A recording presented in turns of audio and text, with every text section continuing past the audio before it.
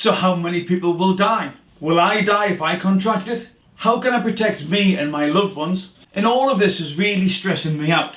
How do I protect my mental health? And we look at it why this handshake here could actually be a solution globally to helping us during this coronavirus pandemic. I've been sent lots and lots of questions from worried people in regards to the coronavirus and how do they look after their mental health while this pandemic, which is what it is occurring across on a global basis. So yes, the majority of my videos here are on body language, but my main job, if you will, my main experience is that I'm a chartered member of the Institute of Occupational Safety and Health.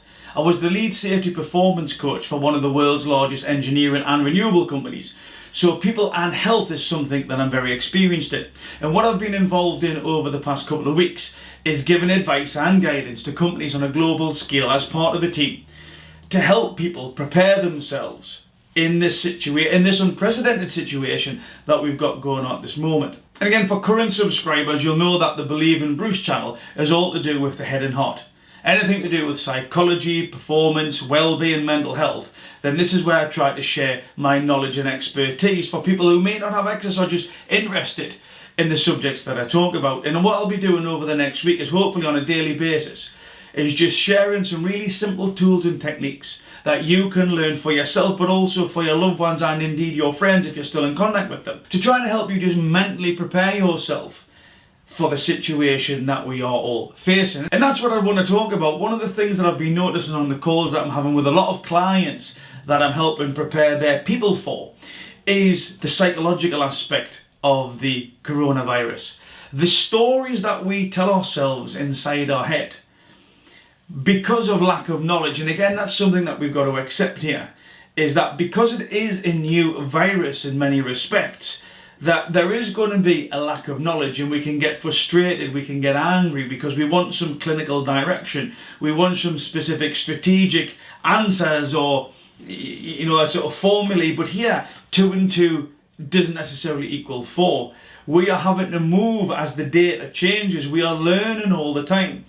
So one of the things that I've been helping clients to then convey to their employees is that we must be accepting of that situation.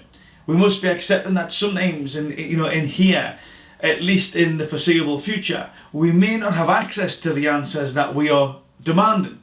And because there's maybe not the answers that we are after, then what we can do is we can get frustrated, we can get angry. It may be that we start to push back against the government or the health service or whoever else. But fundamentally, it's almost like when you go to the cinema and you're sitting there with your popcorn and there's a scary movie on and there's the music that starts to ramp up that intensity, that intrigue, that fear, if you will, because there's a door and we don't know what's behind the door, and the music starts building. And you can feel that anxiety, you can feel that fear, and that tends to be what we've got going on here. Because we don't know what's behind the door, we are at a heightened state of alert. We are unsure of the world around us, which is where this frustration can come in, that we want answers, that we want someone to take accountability. And one of the things that I'm seeing when you look on social media is, quite rightly, people like me and you and other people around there are wanting specific answers, they're wanting specific guidance, but it really isn't as black and white as we would like it to be. So when we talk about this secret trade-off, and again, I don't think it's been explained quite well within the news or the media, I always try to put it across like a risk assessment. So from my background, we call something a risk assessment. And what you've got is a scale, a scale, and the scale is always moving. You've got the sort of hazard, the likelihood on one side, and then you've got the cost on the other. So it's like, what could happen? What would the severity be? Is it likely to happen on this side? And then what could the cost be of maybe trying to protect ourselves from it, to try and stop it, to try and mitigate it? And this is a fluid situation, but this is the trade-off that is constantly going on, but I don't think it's being communicated that well. And remember, it's not a black and white area, it is very grey. An example would be, you own a business and you do a fire risk assessment.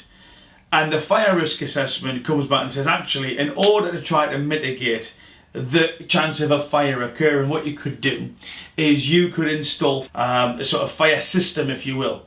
You know, the sprinkler system throughout the whole of the building.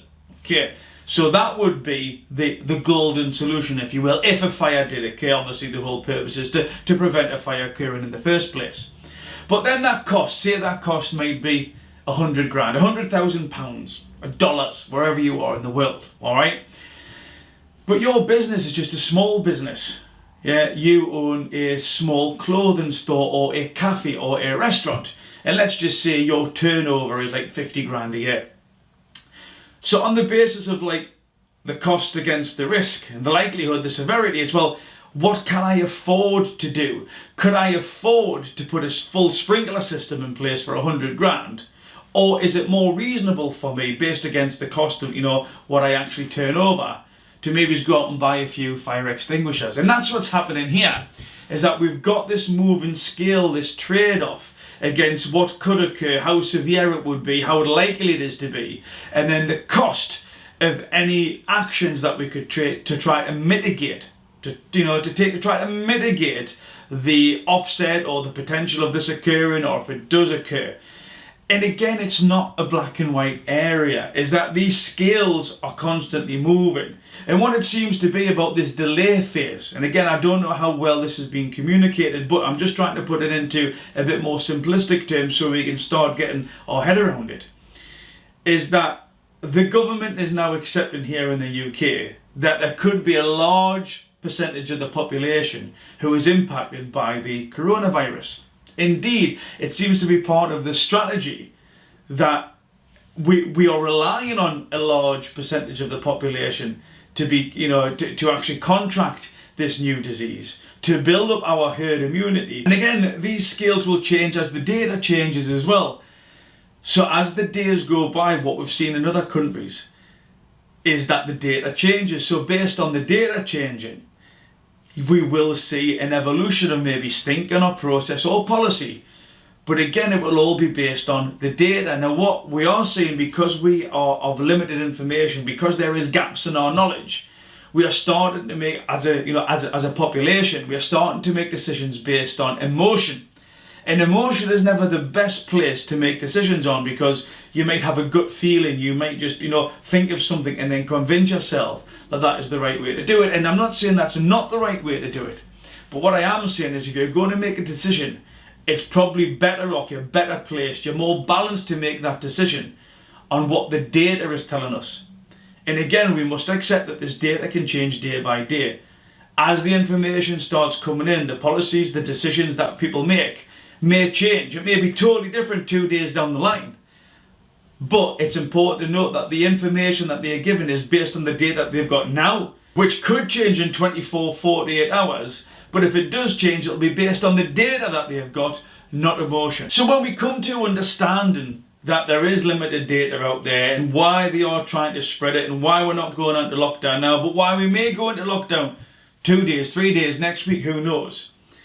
This allows us to be more aware of the stories that we build within our heads, because it's these stories that are creating frustration. It's these stories that are creating anger. Because what's going on here, we're seeing this coronavirus quite rightly as some type of threat. But just because it is there, just because it is posing a threat, doesn't mean that we can't have more control of it. And if we can't have more control of it, it's a choice to have more control of us, what goes on inside our heads and our hearts. If we can control the stories that we are creating, we're more likely to have, for example, a higher immune system. Thing called the sympathetic nervous system. If we are constantly worrying and causing stress, then that can impact the sympathetic nervous system. That can reduce our immune levels, which is the opposite to really what we want to be doing here. So being in control of your heads and hearts in a situation like this can help you be more in tune with your thoughts and feelings, and as an output can help keep your immune system high, can actually help you protect against the very thing that you are worried about. And one thing that I would like to cover now, such a simple technique to be more in control of your thoughts and feelings, is breathing. Now we do it every single day without even thinking about it. So breathing techniques. But one of the best places, tools to use, if you will, to become more aware of your thoughts and feelings, is just to create a little bit of space. and breathe in deeply 3 times. I call it the breathe in 3 seconds, hold it for 4, breathe out 3. Just do that 3 times in order for you to become aware of your thoughts and feelings. Am I being factual? Are my stories based on the data, on the numbers that are available, or is it on fear? Is it on self-preservation? Is it on emotion? Now, as humans, we can't stop building stories based on fear or emotion or a desire to self-preserve. But what we can do is get better at creating those spaces just to breathe 3 times and start asking yourself, have the stories I have been creating today, are they based on data? Are they based on facts? Are they based on emotion? And if you can do that and make yourself aware of the fact that I'm not talking about people's opinions here, right? People's opinion, and I've seen hundreds, if not thousands, of people's opinions. Most of them are unhelpful, but most of them are beautifully human, because these are opinions that are filled in by lacks of knowledge, gaps, if you will, in the data that we are searching for, that we are desiring at the moment, in order for us to feel safe, warm, and cozy. But ask yourself, factual versus emotional. Just create those spaces to become more in tune with your thoughts and feelings to help you create better stories at this particular time. And remember, it's not being blind to the fact that we have got a pandemic that we are dealing with. It's not about being optimistic, it's not about being pessimistic, it's about being balanced. The middle of the road is the best place to be for your heads and hearts, to help you think, feel and act that little bit better, which in turn will help your sympathetic nervous system, which in turn will help your immune system. So again, just a little introduction there, that little breath just to create a bit of space, because we can get carried away with the stories in our heads. And again, that's normal, that is human to do that. But we have got the capability, we have got the capacity, the choice, if you will, to create that little bit of space to become more in tune with our thoughts and feelings, because doing that is then the platform, the foundation, if you will, for us to become a better version of ourselves, more in control of ourselves, more internally happy with ourselves in this type of definitely stressful situation. Because the physical element is there with this coronavirus pandemic, but also what's not really been mentioned is the huge mental health effect, the huge psychological impact of worrying about a pandemic that we don't know much about.